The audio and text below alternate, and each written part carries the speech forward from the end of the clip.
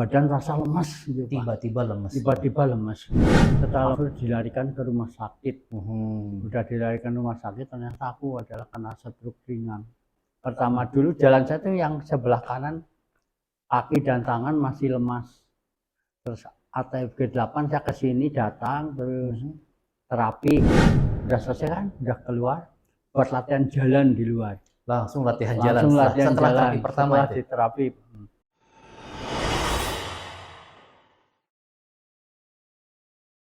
Bismillahirrahmanirrahim. Assalamualaikum warahmatullahi wabarakatuh. Waalaikumsalam warahmatullahi wabarakatuh. Apa kabar pemirsa di rumah? Mudah-mudahan Anda dalam keadaan sehat walafiat. Tapi bila saat ini Anda sedang mengalami satu jenis keluhan atau mungkin kurang segar, kurang fit, kurang semangat, mudah-mudahan tayangan kita kali ini bisa memberikan inspirasi bagi kita semua. Kali ini saya kedatangan tamu namanya Pak Marsono. Nah, sebelum datang terapi ke ATFG 8, Pak Marsono ini mempunyai banyak ya Pak ya keluhan. Banyak keluhan yang perlu kita bantu, dan supaya kita tahu lebih jauh lagi, mari kita ngobrol-ngobrol dengan Pak Marsono ini ya. Silakan. Bagaimana kabarnya Pak Marsono? Alhamdulillah baik Pak. Alhamdulillah. Kerja bagaimana? Lancar? Kerja alhamdulillah lancar, sampai saat ini lancar. Ya. Nah, kita ingin tahu nih Pak, bagaimana dulu keadaan Pak Marsono sebelum datang terapi ke ATFG 8? Keluhannya sih apa aja sih Pak? Kalau keluhan dulu awalnya, saya kan lagi kerja. Wah, di kerjaan itu saya kena badan rasa lemas gitu Pak. Tiba-tiba lemes. Tiba-tiba lemas. Setelah lemas, akhirnya saya tidak berdaya upaya Pak. Udah gitu, aku dilarikan ke rumah sakit. Udah dilarikan rumah sakit, ternyata aku adalah kena stroke ringan. Stroke ringan? Iya. Itu tahun? Kira-kira tahun 2012. 2012, ya. Kena stroke ringan, terus saya ada informasi, ada brosur dulu, ATFG 8. Saya tuh, badan saya tuh udah merasa, waktu itu ya, udah lemas lah. Jadi udah pias gitu. Pucat gitu Pucat, ya. Terus ATFG 8 saya kesini datang, terus terapi. Kebetulan yang nangani terapi saya yang pertama itu Pak Abu. Pak Abu. Nah, dari situ saya diterapi, langsung bisa jalan, langsung lambat laun, enak. Setelah enak terapi itu, saya dilatih setelah terapi, langsung keluar ya. Udah selesai kan, udah keluar, buat latihan jalan di luar. Langsung latihan jalan setelah terapi pertama setelah diterapi pertama dulu, jalan saya tuh yang sebelah kanan, kaki dan tangan masih lemas. Sebelah kanan ya? Sebelah kanan. Tapi setelah sering diterapi, alhamdulillah sampai saat ini sekarang ya dengan izin Allah lah, orang dapat pertolongan lantaran Pak Abu, kaki saya bisa berjalan dengan baik sampai saat ini. Ya. Dulu tadi sempat cerita ya sebelum tayangan ini dilakukan, katanya dulu jalannya nggak bisa lurus ya Pak ya kalau berjalan? Betul. Jadi saya untuk mengangkat kaki satu bata, tebal satu bata, itu saya belum ada kemampuan dulu. Sebelum terapi ya, belum ada kemampuan. Nah, sekarang jalan saya udah bisa melenggang, alhamdulillah. Ya, berkat izin Allah, melalui Pak Abu di terapi, alhamdulillah. Di samping Pak Abu juga pola makan Pak. Pola makan juga dijaga. Pola makan juga harus diatur, bener. Jadi makan yang biasa kita makan, misalnya porsinya besar, kurangin pelan-pelan, kurangin. Insya Allah membantu. Jadi tadinya misalnya makan nasi satu piring, ya, kita mampu makan nasi satu piring, kita setengahnya. Yang lainnya lauk pauk dan sayurannya. Baik. Kalau saya boleh tahu, Bapak dulu sebelum kena stroke ringan ini, punya hobi makan apa sih Pak? Kalau dulu sih, maaf ya, makanan yang saya makan itu banyak banget, dan lebih banyak makanan yang berlemak gitu lah.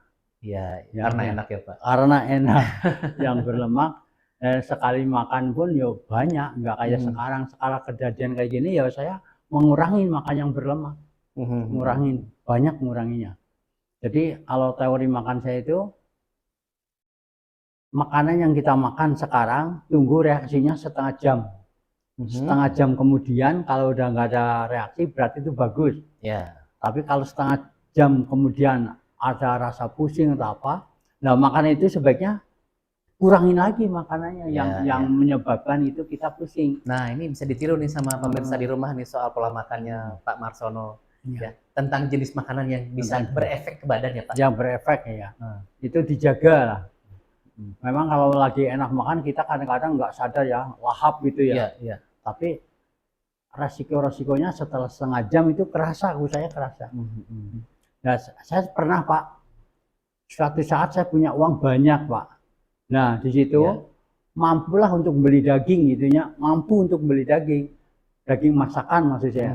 Saya belilah masakan daging merah. Saya makan, setengah jam kemudian rasanya pusing. Nah di situ aku nggak mau beli lagi. Bukannya nggak kebeli ya si daging itu, tapi karena ngefek ke kitanya faktor badan kita udah nggak kuat lagi nerima makanan itu, kita kurangin, kita pilihin. Jadi pilih-pilih makanan yang kita makan. Nah ini juga bisa jadi inspirasi buat pemirsa di rumah nih, terutama untuk mereka yang punya sensitivitas tertentu ya untuk makanan, untuk jenis bahan makanan tertentu. Ini bisa dilihat, bisa diperhatikan di badan sendiri setelah makan setengah jam ya. Ya dari saya mas setengah jam, kalau setengah jam aman insya Allah bisa dilanjut. Tapi ya porsinya dikurangin, jangan terlalu banyak. Nah dulu Bapak ini tahun 2012 ada keluhan stroke ringan. Ya itu keluhannya apa aja? Apakah berarti kolesterol tinggi ya? Keluhannya yang saya waktu itu ya yang saya alami kolesterol itu tinggi, tekanan darah juga tinggi. Saya kadang-kadang aneh Pak, tekanan darah saya ya.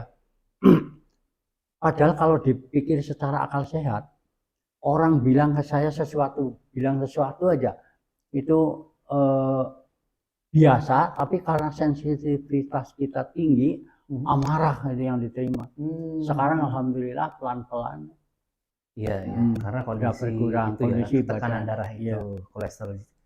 Kalau untuk orang stroke ringan sebaiknya ya Pak, kalau menurut saya si pasien itu dibikin nyaman. Satu kegembiraan itu perlu, terus nyaman komunikasinya, jadi ke pasiennya tuh nggak terlalu tegang.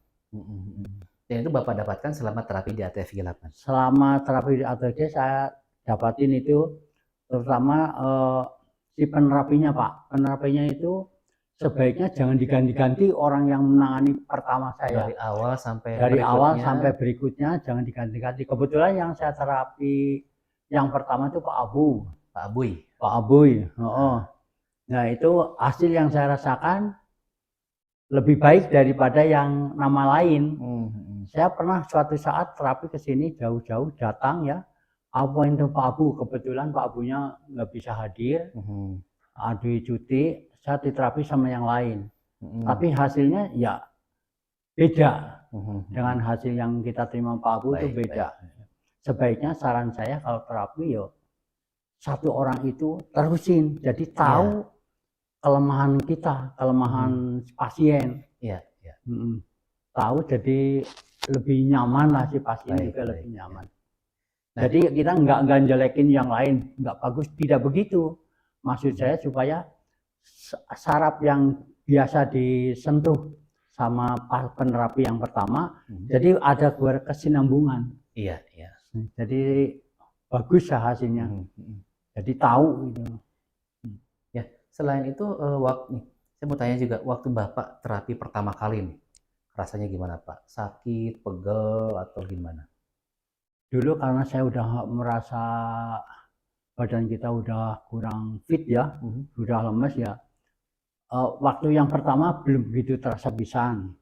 Yang kedua, yang ketiga itu udah mulai kerasa enaknya. Nah, udah gitu, udah ketiga keempat, kalau misalnya 1 jam kayaknya nggak cukup. Malah pengen kurang. Nambah. Tapi karena dulu faktor biaya ya, yang faktor biaya jadi kita ngurangin. ngurangin jadwal KDI, jadwal KTFG. Ya bagi yang sudah ada biaya ya monggo mawon, silakan. Jadi memang setelah terapi sudah ada banyak perkembangan, sudah pasien sudah merasa aku udah fit, udah sembuh nih. Jadi memang masih diperlukan terapi-terapi lanjutan untuk tetap menjaga kebugaran Bapak ya. Nah ini Bapak juga udah terapi lanjutannya diperjarang gitu ya. Berjarang sekarang. Karena apa? Kenikmatan yang kita dapat alhamdulillah sudah ada. Tapi dengan tetap menjaga pola makan tadi ya. Iya, pola makan harus dijaga. Terutama itu pola makan itu ya, makanan kita harus pilih-pilih. Jangan asal ini bisa dimakan, jangan.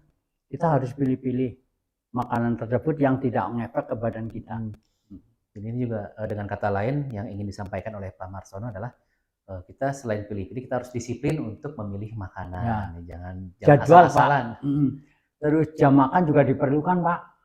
Jam makan ya. Jam makan. Jangan ganti-ganti gitu. Usahakan jam makan misalnya makan siang jam 12, terusin aja jam 12 terus menerus.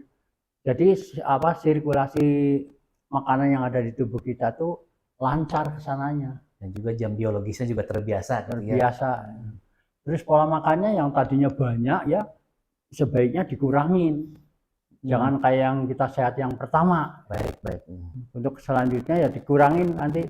Misalnya makan biasa 1 porsi setengah kilo, biasa 1 kilo, kita kurangin jadi setengah kilo. Setengah kilo itu semua jenis makanan termasuk di situ. Jadi setengah kilo itu. Jadi jangan sampai di fullin. Ya. Kelihatannya kalau misalkan yang namanya jaga pola makan, alangkah baiknya dimulai dari sejak muda ya Pak ya.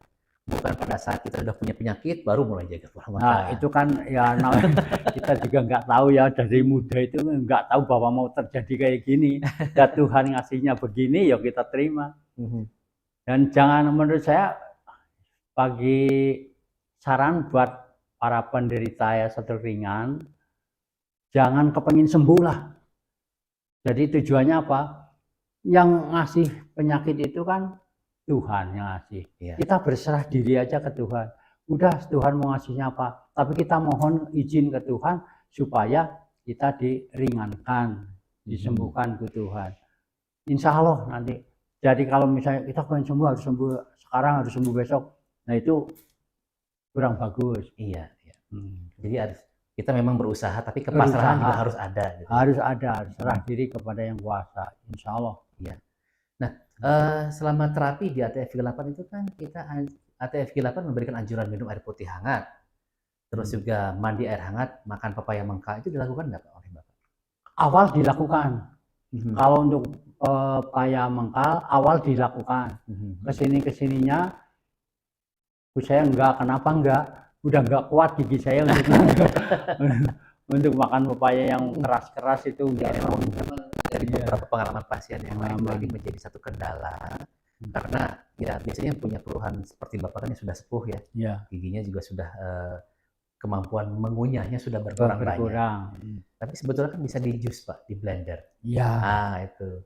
Jadi kalau misalkan sudah tidak sanggup bisa di blender, insya Allah manfaatnya sama. Asalkan begini, setelah di blender jangan dibiarkan terlalu lama.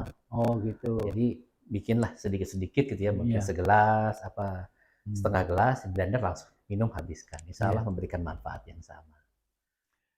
Terus saran buat para penderita penyakit stroke ringan, perbanyaklah makan sayur-sayuran yang mudah kita jangkau.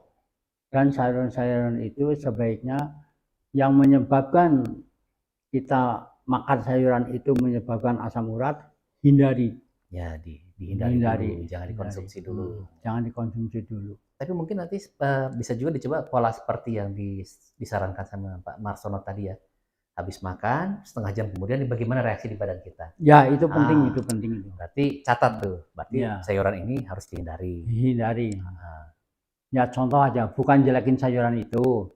Sayuran itu memang enak ya, contoh aja, mohon maaf.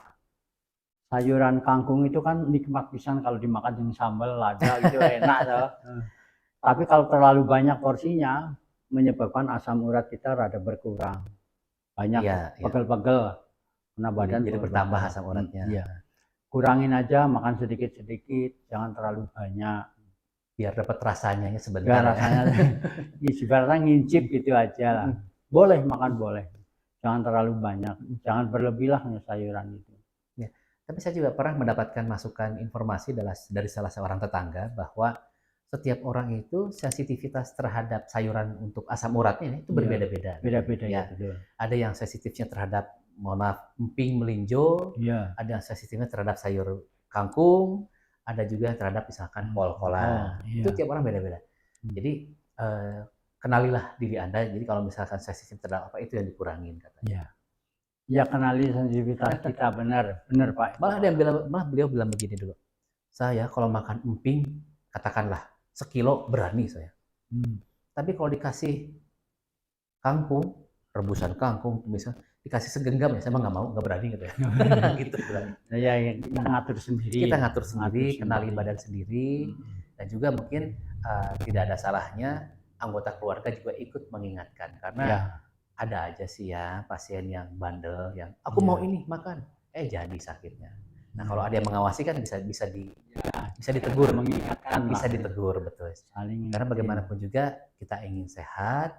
Kita ingin menikmati hidup, yang menikmati hidup itu bagaimana sih? Ya dalam keadaan tidak sakit gitu kan. Kita bisa bekerja, bisa ibadah dengan nyaman. Ya itulah yang disebut dengan menikmati hidup. Nah kondisi sekarang bagaimana Bapak? Apa pernah kontrol ke dokter barangkali kondisinya bagaimana? Kalau ke dokter sampai saat ini jarang ya kecuali kalau ada keluhan mendadak ya perlulah ke dokter. Tapi sampai saat ini saya tetap minum obat ya. Obat yang rutin saya minum selalu ada, saya selalu simpan di dalam tas Pak. Kalau kerja itu selalu membawa obat yang biasa saya makan, yang biasa saya minum untuk jaga-jaga. Untuk jaga-jaga. Misalnya kalau suatu saat kerasanya yang mana, langsung minum obat. Insya Allah. Iya, ini memang obat memang perlu untuk jaga-jaga ya. Semuanya perlu. Tapi untuk jangka panjang mungkin Bapak lebih milihnya yang tidak menggunakan obat ya. Iya. Kalau obatnya tergantung seperlunya kita Pak. Betul. Ya, seperlunya kita obatnya. Jadi kalau kita misalnya jangka panjang ada keluhan ini, ada keluhan itu, obat sudah siap. Biasanya obat yang biasa kita minum, ya. Tapi yang tidak membahayakan ya insya Allah. Ya, kalau obat memang kita harus perhatikan betul mengenai aturan pakai ya. Iya. Aturan pakai. Jangan sampai kelebihan, jangan juga waktu penggunaannya juga sebelum makan dan setelah makan juga harus diperhatikan. Iya. Ya. Supaya penggunaan obatnya menjadi efektif. Tapi memang, tapi kalau di ATF 8 Bapak kan nggak dikasih obat kan Pak ya? Enggak. Dulu cuma makan pepaya mangkel. Tapi sekarang enggak saya makan pepaya mangkel karena ya faktor U juga ya, ngunyah saya udah kurang kuat. Ya, tapi kalau boleh saya saran perlu dilanjutkan Pak, karena kan Bapak ingin mengurangi porsi ya. Iya. Porsi makan bisa porsinya bisa dikombinasi dengan pepaya mangkal atau pepaya yang di jus gitu Pak. Oh di jus bisa. Karena kalau di jus kan cepet tuh, selesai. Tapi kalau dikunyah lama ngunyah. Ya Bu ya. Kalau Bapak juga tadi saya lihat juga di daftar keluhan juga ada diabetes Pak ya. Kalau dulu saya Pak keturunan Pak. Dulu saya pernah ibu saya itu kena diabetes. Dulu ya tahun berapa tuh tahun 2000-an. Sampai ibu saya dioperasi. Ya, saya mungkin keturunan dari ibu ya mungkin ada lah penyakit. Iya. Tapi tidak semengganggu tadi ya kolesterol ya. Enggak. Karena yang kolesterol jahat saya itu terlalu tinggi dulu. Ya alhamdulillah sekarang ya pelan-pelan gitu ya Pak. Alhamdulillah lambat laun udah teratasi, bisa kerja lagi. Ini Pak Marson ini kerja keras Pak. Kerja keras, banyak berdiri ya Pak. Banyak berdiri dan angkat barang, kerja keras. Saya itu dulu awal kena stroke itu tangan dan kaki itu dingin. Untuk mengangkat sebelum lemes ya, sebelum dingin dulu. Dingin. Setelah itu untuk mengangkat barang itu jatuh-jatuh aja Pak.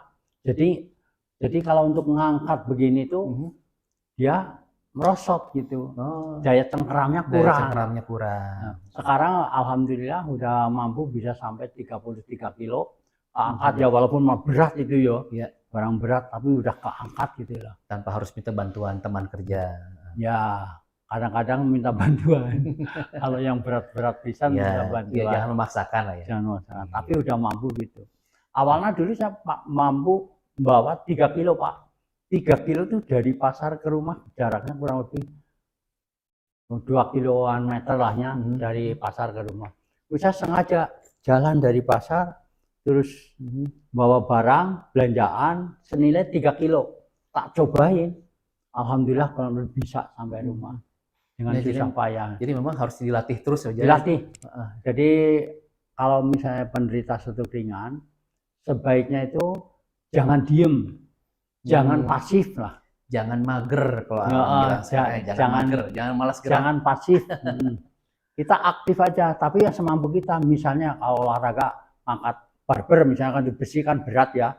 Kita rubah jadi angkat botol minuman itu mineral kan persen jatuh kan nggak ada beresiko. Nah itu artinya kayak gitu aja jadi aman ke penderita, aman barangnya.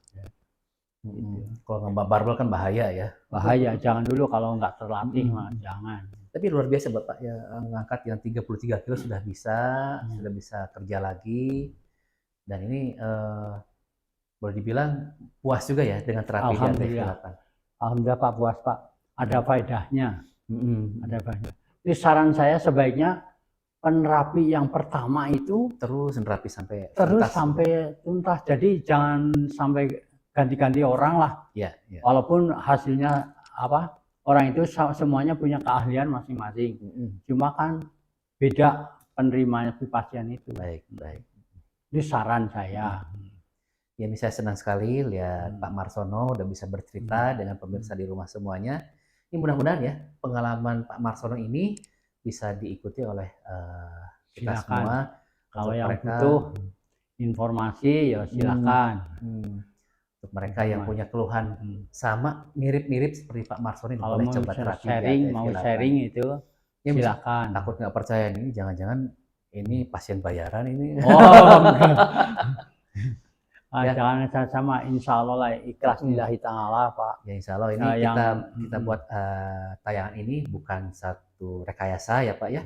Ini betul-betul bahwa Pak Marsono ini datang terapi di ATF 8, menjalani prosesnya, mengikuti anjuran-anjurannya dan sudah merasakan manfaatnya. Ada. Mungkin kita cukupkan dulu sekian ya. Boleh. Obrol-obrol kita ini. Mudah-mudahan nanti bagi Anda semua yang misalkan perlu informasi boleh tanya di kolom komentar atau mau tanya juga di call center kami, silahkan untuk menanyakan tentang bagaimana terapinya, cabangnya di mana, tarifnya berapa. Ini boleh, silahkan ya. Nah, kita cukupkan sekian Pak ya. Oke, terima kasih atas kehadiran Pak Marsono di studio ATF 8. Dan buat pemirsa, bagi Anda yang ingin bertanya silahkan ya, tadi sudah kita sampaikan. Kita cukupkan sekian. Mohon maaf atas segala kekurangan. Wabillahi taufiq wal hidayah. Wassalamualaikum warahmatullahi wabarakatuh. Waalaikumsalam warahmatullahi wabarakatuh.